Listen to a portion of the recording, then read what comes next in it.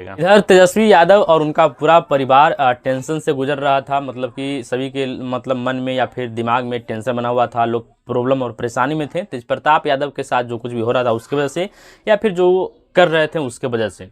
लेकिन इसी बीच उनके घर में एक नए मेहमान का आगमन हुआ है, किलकारी गुंजा है। यानी का कहने का मतलब यह है कि तेजस्वी यादव एक बार फिर से पिता बने हैं और उनको पुत्र रत्न की प्राप्ति हुई है। हालांकि अभी अपने बेटे का नाम क्या रखेंगे नहीं रखेंगे इसका तो अभी कोई डिसाइड नहीं किए हैं।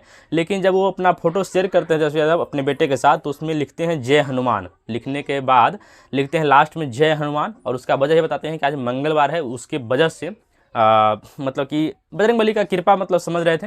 तो हो सकता है कि उनका नाम कुछ न कुछ इस संकट के बीच में आए हैं तो बजरंगबली से रिलेटेड ही होगा। ऐसा मेरा मतलब कि अंदाज़ा हम लगा रहे हैं, ऐसा कोई ज़रूरी नहीं है या फिर कोई खबर नहीं है, मेरा ये मानना है, अंदाज़ा है कि ऐसा हो सकता है कि मंगलवार के दिन नया मेहमान का आगमन हुआ है। और जय हनुमान जब लिखते हैं तो इससे मुझे थोड़ा सा शक लग रहा है। बाकी इस पर सभी लोग बधाई दे रहे हैं। तेज प्रताप यादव भी अपने एक्स अकाउंट से बधाई देते हैं। उस पर वो ये खुशी जाहिर करते हैं कि मुझे बड़े पापा बनने पे एक बार फिर से बहुत ज़्यादा खुशी मतलब कि हो रहा है, और बधाई देते हैं।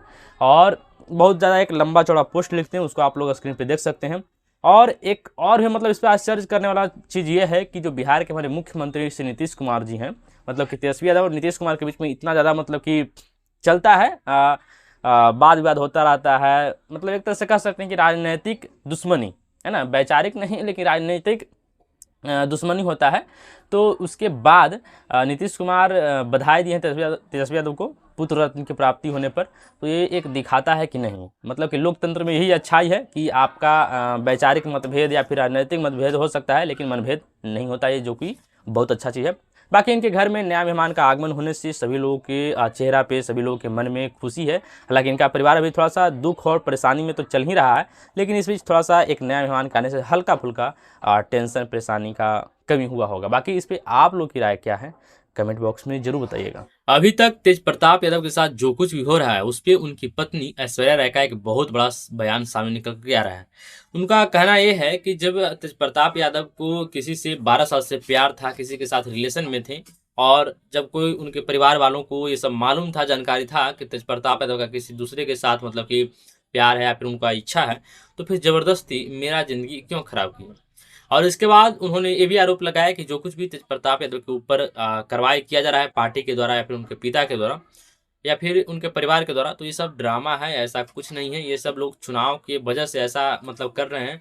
बाकी ये सब लोग मतलब उसी तरह से मिल जाएंगे और मतलब फिर से इन लोगों का वही धंधा हो जाएगा।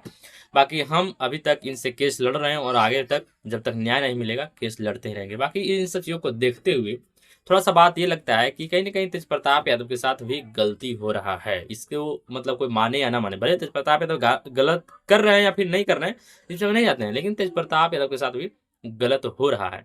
सबसे पहले बात की देखिए, इस पे तो हम लोग को अभी कंफर्म है नहीं। अभी जो भी खबर आ रहा है तो कहीं ना कहीं से वो खबर लीक कर दिया तो ये कर दिया वो कर दिया।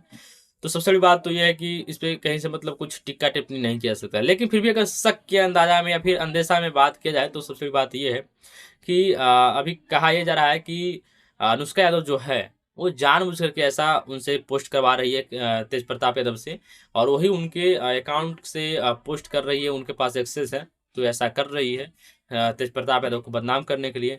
और एक बात कि तेज प्रताप यादव और अनुष्का यादव का तो बीच में रिलेशन है ही है, लेकिन इसके इतर एक और मतलब उनका रिलेशन है जिसका नाम है शायद निशु सिन्हा या फिर इस तरह से करके।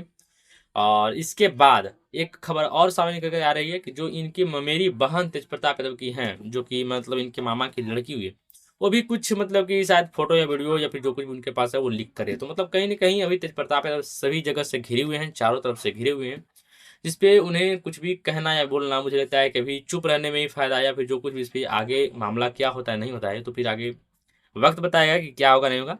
लेकिन कहीं ना कहीं एक बात तो जरूर है कि तेज प्रताप यादव फंसते हुए नजर आ रहे हैं और उनके साथ कुछ न कुछ गलत भी हो रहा है। बाकी एक पार्टी का भी मर्यादा होता है, एक राजनीतिक छवि का भी मर्यादा होता है, जिसमें तेज प्रताप यादव को ऐसा कदम उठाना या फिर ऐसा पोस्ट करना कहीं ना कहीं भारी पड़ गया। इसमें भी मतलब कहीं से कोई दो राय नहीं है और ऐसा नहीं करना चाहिए था अगर वो खुद किए तो। और अगर इनका अकाउंट्स वास्तविक में हैक कर लिया गया है या फिर कोई ऐसा कर रहा है इनका एक्सेस लेके अकाउंट का, तो फिर गलत कर रहा है। लेकिन अगर तेज प्रताप यादव ऐसा किए हैं तो कहीं ना कहीं ऐसा मतलब कि बाकी में राजनीतिक चीज में ये सब चीजें बर्दाश्त करने लायक तो है नहीं। बाकी भी इनके साथ आगे क्या होता है नहीं होता है, ये भी मतलब कि आगे आने वाला समय में ही देखा जा सकता है।